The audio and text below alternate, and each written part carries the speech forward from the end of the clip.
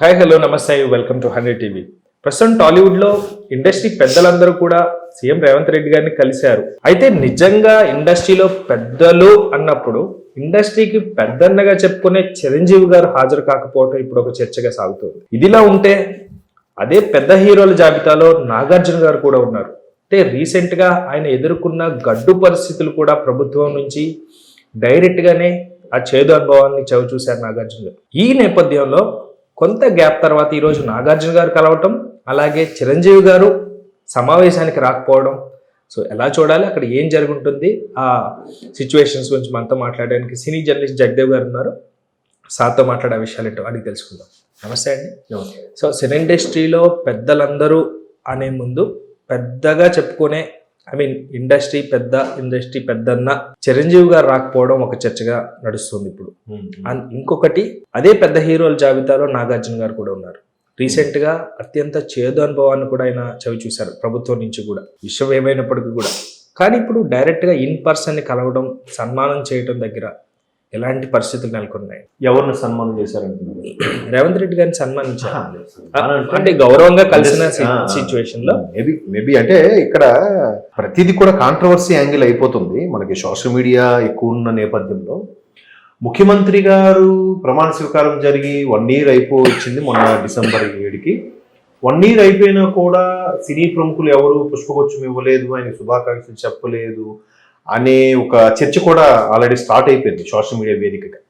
అయితే ఇక్కడ మీరు అన్నట్టు అన్క్రౌన్ కింగ్ ఇండస్ట్రీలో మకుటం లేని మహారాజు ఎవరంటే మెగాస్టార్ చిరంజీవి గారు. ఎందుకు ఈవెన్ గత 5 ఏళ్లలో జగన్మోహన్ రెడ్డి గారు ప్రభుత్వం ఉన్నప్పుడు కూడా ఇనిషియేట్ తీసుకొని చిరంజీవి గారు, మహేష్ బాబు గారు, ప్రభాస్ గారు, టాప్ స్టార్స్, సూపర్ స్టార్స్ అందరూ కూడా వెళ్ళారు. రాజమౌళి లాంటి దిగ్దర్శకులు కూడా వెళ్ళడం జరిగింది, మాట్లాడడం జరిగింది. మహేష్ గారు, ప్రభాస్ గారు, అదే పెద్ద హీరో, పెద్ద తలకాయలన్నీ కూడా వెళ్ళాయి. అయితే అప్పుడు చిరంజీవి గారు ఇనిషియేటివ్ తీసుకున్నారు. ఇప్పుడు ప్రతిసారి చిరంజీవి గారే. ఇక్కడ ఏంటంటే నిజమే, చిరంజీవి గారు పెద్ద తలకాయే. ఆల్మోస్ట్ ఆల్ దాసనారాయణరావు గారి తర్వాత ఆ ప్లేస్ ను భర్తీ చేసే స్థాయి ఉన్న వ్యక్తే ఒప్పుకుంటారు. బట్ ఎక్కడెక్కడ డిక్లేర్డ్ ఏం కాదు.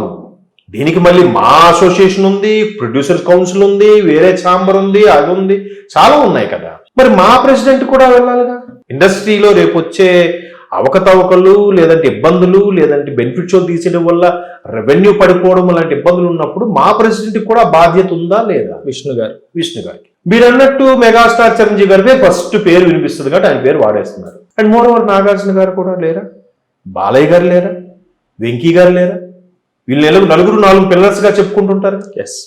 మరి వీళ్ళలో ఏ ఒక్కరు ఎందుకు వెళ్ళలేదు? నెక్స్ట్ నాగార్జున గారు. మీరంటే నాగార్జున గారు వెళ్ళి ఉండాల్సింది, వెళ్తే బాగుండేది. ఎందుకంటే ఎన్కన్వెన్షన్, హైడ్రా కూల్చివేతల్లో ఎన్కన్వెన్షన్ కూడా ఉంది కాబట్టి ఒకసారి వెళ్ళి కలిస్తే కూర్చొని మాట్లాడుకుంటే సాల్వ్ అయిపోయేదానికి ఇష్యూస్ అయ్యాయా? లేదంటే మాకెవరికి అవసరం లేదు, ఎలాగా మా పెద్ద సినిమాలు కాదుగా, మావి మా పిల్లలవి మా హీరోలవి పెద్ద సినిమాలు ఏం కాదు, నెక్స్ట్ మీ వచ్చేవన్నీ పెద్ద సినిమాలు మీవే కాబట్టి మాకేం సంబంధం అనుకుంటున్నారా? అంటే ఇండస్ట్రీ అంతా ఒక తాటిపేద నడట్లేదా అనే కోకొల్లలు కొన్ని వేల ప్రశ్నలు అయితే ఉత్పన్నమవుతున్నాయి. కానీ వీటన్నిటికీ ధీటుగా దిల్రాజు గారు ఒక్కరు సరిపోతారు. ఎందుకంటే ఫిల్మ్ డెవలప్మెంట్ కార్పొరేషన్ చైర్మన్ గా అందరి హీరోలతోనూ మంచి సినిమాలు తీసి అందరికీ మంచి హిట్లు ఇచ్చిన ఒక పెద్ద ప్రొడ్యూసర్ గా ఇప్పటికే ఒక 60-70 సినిమా ప్రొడ్యూస్ చేసినట్టున్నారు. దాంతో అందరితో కూడా ఇండస్ట్రీలో పెద్దవాళ్ళతో చిన్నవాళ్ళతో ప్రతి ఒక్కరితోనే సత్సంబంధాలు ఉన్నాయి దిల్రాజు గారు. Correct, exactly. అండ్ సాధక బాధకాలు కూడా బాగా తెలుసు. ఎక్కడ ఇబ్బంది పడతారు డిస్ట్రిబ్యూటర్లు, ఎక్కడ ఇబ్బంది పడతారు డైరెక్టర్లు, ఎక్కడ ఇబ్బంది పడతారు, సాధక బాధలు, ప్రొడక్షన్ యొక్క సాధక బాధలు. కానీ మీరు అన్నట్టు డిస్ట్రిబ్యూటర్ స్థాయి నుంచి వచ్చిన వ్యక్తి కాబట్టి ఆ డిస్ట్రిబ్యూషన్ ఎలా ఫీల్ అవుతాడు, డిస్ట్రిబ్యూటర్ ఎగ్జిబిట్ ఎలా ఫీల్ అవుతాడు, ప్రొడ్యూసర్ ఎలా ఫీల్ అవుతాడు, అండ్ మోర్ ఓవర్ ఒక థియేటర్ యజమానిగా ఉంటే ఎలా ఫీల్ అవుతాడని కూడా ప్రతిదీ బాగా కూలంకుషంగా తెలిసిన వ్యక్తి దిల్రాజు గారు. కాబట్టి మీరు అన్నట్టు అందరితో సత్సంబంధాలు నెరిపే వ్యక్తి కూడా కదా.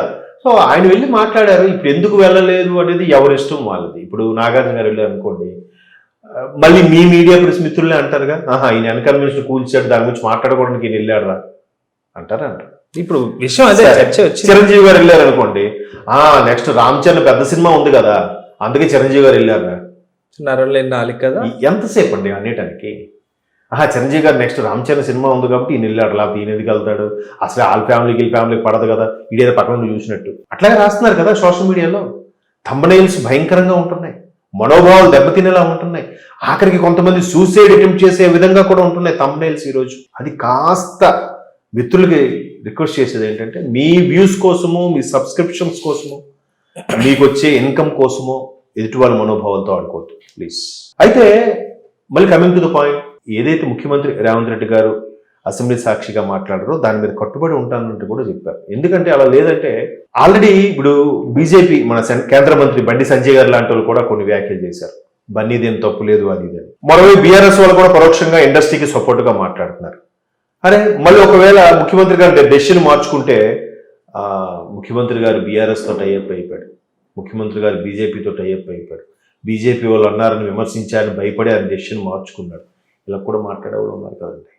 కానీ ఎట్లా అంటే ఎలా చూసినా రాజకీయంగా ఎప్పుడైతే రాజకీయ రంగు పులుముకుందో రాజకీయ బలిపశువు కింద అల్లు అర్జున్ గారు మారిపోతున్నారన్న వార్తలు కూడా వినిపిస్తుంది. ఇప్పుడైతే కేటీఆర్ గారు నీ పేరు కూడా తెలియనటువంటి ముఖ్యమంత్రివి అన్నారో అక్కడి నుంచి స్టార్ట్ అయిందండి గొడవ. లేకపోతే తర్వాత ఎవరో ఒకళ్ళు ఇలా జరిగింది కదా ప్రెస్ మీట్లో సారీ చెప్పంటే ఆ సైడ్ నుంచి ఇండస్ట్రీలో కూల్ అయ్యేదేమో. ఇప్పుడైతే ఆపోజిట్ గా పచ్చగడ్డేస్తే బగ్గుమంటదో అలాంటి రెండు పార్టీల మధ్యన ఆయన మాట అనేసరికి అయ్యుండొచ్చు. ఒక ముఖ్యమంత్రి స్థాయిలో ఉన్నప్పుడు రెస్పాండ్ అవ్వకూడదు కాబట్టి అవ్వలేదేమో. మేబీ చట్టం తన పని తాను చేసుకుపోతుంది అంటే చాలా యాంగిల్స్ లో ఎలా అయినా చూడొచ్చు. ఇప్పుడు అదే జరుగుతుందేమో. సో ఇది కేటీఆర్ గారు అన్నారు అంటున్నారు, అంటే బన్నీ గారు పేరు చెప్పడానికి చెప్పలేదు. ఆయన ఏదో ఫ్లోలో ఇప్పుడు మొన్న ఒక ప్రెస్ మీట్ లో కూడా ఒక ఆయన ముఖ్యమంత్రి కేసీఆర్ గారు అని అన్నాడు. ముఖ్యమంత్రి కేసీఆర్ గారు దిగిపోయి 1 year పైన అయిపోయింది. మరి అలా అనుకుంటే యాదాలాభంగా అన్న మాటలే ఏమన్నారు, మాకు ఇన్నాళ్ళు తెలియదు, ఎల్లిపాయలు వచ్చుకోవడానికి బస్సులు ఎక్కొచ్చాను ఫ్రీగా, దానిపైన కూడా కేసు పెట్టారుగా. తర్వాత ఇంకోటి ఏదో కమెంట్ చేశారు సీతక్ గారి పైన, లేకపోతే కొండా సురేఖ్ గారి పైన. ఇట్లా ఎలా అన్నా కానీ వాళ్ళు మనిషిగా మన విషయం, మన స్థాయి తర్వాత విషయం. మనకు ఒక క్యాడర్ ఉన్నప్పుడు మనం గమనించకపోయినా చుట్టూరు ఉన్న వేల మంది గమనిస్తారు. అయితే ఇక్కడ మీరు అన్ని దాని ప్రకారం కేటీఆర్ గారు అన్న మాటకి ఏ కేటీఆర్ గారు అయితే ఇండస్ట్రీకి సపోర్ట్ గా ఉంటున్నారు అనుకున్నారు, మరి అది కేటీఆర్ గారు చిచ్చు పెట్టినట్టు అయిందిగా. ఇప్పుడు అదే కదా సార్, ఇప్పుడు ఆయన చిచ్చు పెట్టినా ఇప్పుడు అది చిచ్చుబుడ్డి మొదలు పెట్టినప్పుడు నిప్పే పెడతారు, పైకి వచ్చేసరికి జ్వాల అంటే ఇప్పుడు ఆయన జస్ట్ రాజకీయ కోణంలో రేవంత్ రెడ్డి గారిని విమర్శించడానికి అన్న ఉద్దేశమే తప్ప మళ్ళీ అక్కడ బన్నీని ఇన్వాల్వ్ చేయాలనో ఇండస్ట్రీని బదనాం చేయాలనే ఉద్దేశం కూడా లేదు కేటీఆర్ గారికి. తీసుకునే కోణం అలా కరెక్ట్. వాళ్ళు ఎలా అన్నా ఇప్పుడు మీరు అన్నట్టు మంచి మాట చెప్పారు. ఎందుకంటే ఈవిడి కానీ చనిపోకపోతే, ఈ ఇష్యూ అవ్వకపోతే ఇవన్నీ బయటికే రావు. కేటీఆర్ గారు కేవలం అక్కడ అధికార హోదాలో ఉన్న ముఖ్యమంత్రి విమర్శించే వ్యక్తి అంతే. ఎందుకంటే నేను డైరెక్ట్ గా మీడియాలో ఉన్నటువంటి ఛానల్స్ లో ఇంట్రెస్ట్ ఇలాగ డిస్కషన్ పెట్టినప్పుడు ఒకసారి ఇదే కేటీఆర్ గారు రోజా గారు ఉన్నారు మాట్లాడుకుంటే ఆన్ స్క్రీన్ లో నీకేం తెలుసు నువ్వెంత అని మాట్లాడుకుంటాం.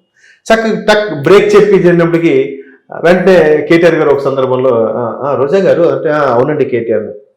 ఆ ఫ్రెండ్లీ అట్మాస్ఫియర్ అక్కడ ప్రొఫెషన్ వరకే అదే తీసుకోవాలి. ఈవెన్ కేటీఆర్ గారు కూడా రేవంత్ రెడ్డి గారిని విమర్శించారు అంటే కేవలం ప్రొఫెషన్ పరంగా, అదే నీ పేరు నువ్వే ముఖ్యమంత్రి ఇంకా జనాల్లో రిజిస్టర్ అవ్వలేదు, నీ పేరు కూడా చెప్పలేకపోతున్నారు, ఇంకా కేసీఆర్ గారి పేరే చెప్తున్నారని ఏదో మాట్లాడుతూ ఒక చలోక్తి విసురుతాడు. ఒక మంచి వక్త కేటీఆర్, మంచి స్పోక్స్ పర్సన్ కదా, మాట్లాడతాడు. సేమ్ రేవంత్ రెడ్డి గారు కూడా తక్కువ తిన్నాడా, ఆయన మంచి స్పోక్స్ పర్సన్, ఆయన నందిని పందిని ఏదైనా ఏ సబ్జెక్ట్ ఏమని మాట్లాడతాడు. మొన్న అనర్కలంగా మాట్లాడాడుగా, సింగిల్ పేపర్ లేకుండా, సింగిల్ లైన్ లేకుండా మైన్యూట్ విషయాలు కూడా, తల్లి కొడుకు బిడ్డ చెయ్యి వదలలేదు అన్న విషయాన్ని కూడా అసెంబ్లీ సాక్షిగా వివరించి చెప్పారు.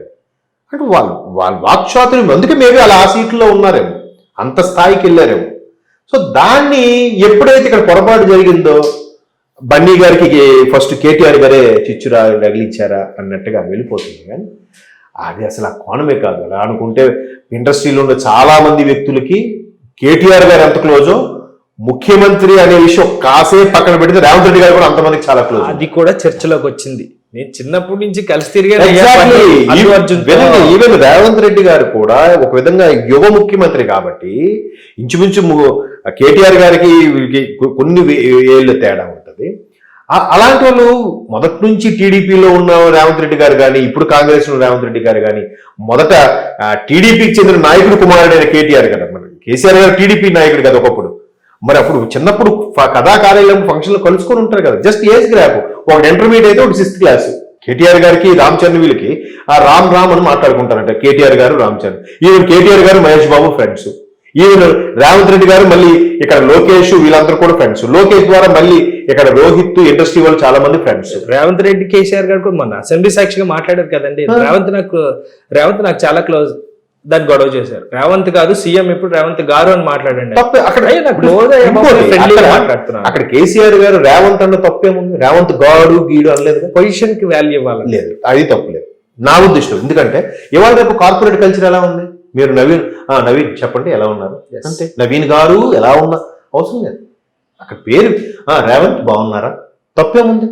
ఇప్పుడు మీ మీడియాలో న్యూస్ చదువుతున్నప్పుడు ముఖ్యమంత్రి రేవంత్ రెడ్డి పలానా కార్యక్రమంకి వెళ్ళారు, రేవంత్ రెడ్డి గారు అని ఎక్కడైనా అంటున్నారా? ఇది ఎంతవరకు కరెక్ట్ అని రేవంత్ రెడ్డి ప్రశ్నించారు అంటారు తప్ప రేవంత్ రెడ్డి గారు ప్రశ్నించారని ఏ స్క్రిప్ట్ లో కానీ ఏ పేపర్ లో కానీ ఉండదు. సీఎం రేవంత్ రెడ్డి పిలిపించారు. Yes, exactly. మీరు అన్నట్టు అక్కడ కేసీఆర్ గారు తప్పు లేదు, రేవంత్ రెడ్డి గారిని తప్పు లేదు.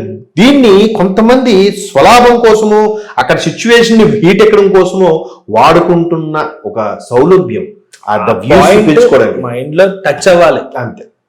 కాబట్టి చిరంజీవి గారు వెళ్ళారా, నాగార్జున గారు ఎందుకు వెళ్ళలేదు, బాగా మళ్ళీ చూడండి ఇక్కడ చిరంజీవి గారు టాపిక్ వచ్చింది, నాగార్జున గారి టాపిక్ వచ్చింది, కానీ వెంకీ గారి గురించి బాలయ్య గారి గురించి ఎవరు మాట్లాడరు. వెళ్ళిపోయింది కదా, వెళ్ళారు వెళ్ళరు అని కూడా మాట్లాడరు. ఎందుకు మాట్లాడో తెలియదు, వీళ్ళనే హైలైట్ చేస్తూ ఉంటారు. రాజమౌళి గారు ఉన్నారు, మరి అలా అంటే రాజమౌళి గారు లాస్ట్ టైం జగన్మోహన్ రెడ్డి గారి దగ్గరికి వెళ్ళారు, కానీ ఇప్పుడు రాలేదు. దర్శకుడు అయ్యాడు. సో ఇవి ఏంటంటే అవన్నీ చర్చకి వస్తాయి తప్ప కక్ష సాధింపు ఇండస్ట్రీకి సంబంధించింది ఏమీ కాదు. ఇది సున్నితమైన అంశం కాబట్టి ఆయన సెన్సిటివ్ గా వేరే యాంగిల్లో మాట్లాడడం, ఒక విధంగా మీడియా రగిలించడం వల్ల జరిగిన ఇష్యూ తప్ప ఏమీ కాదు. మెల్లమెల్లగా సర్దుమలుగుతాయి, వేడి చల్లారాక అన్ని బాగుంటుందని నా అభిప్రాయం. Right, thank you so much sir. Thank you. So ఇవి ప్రస్తుతం టాలీవుడ్ ఇండస్ట్రీలో నెలకొన్న పరిస్థితులు.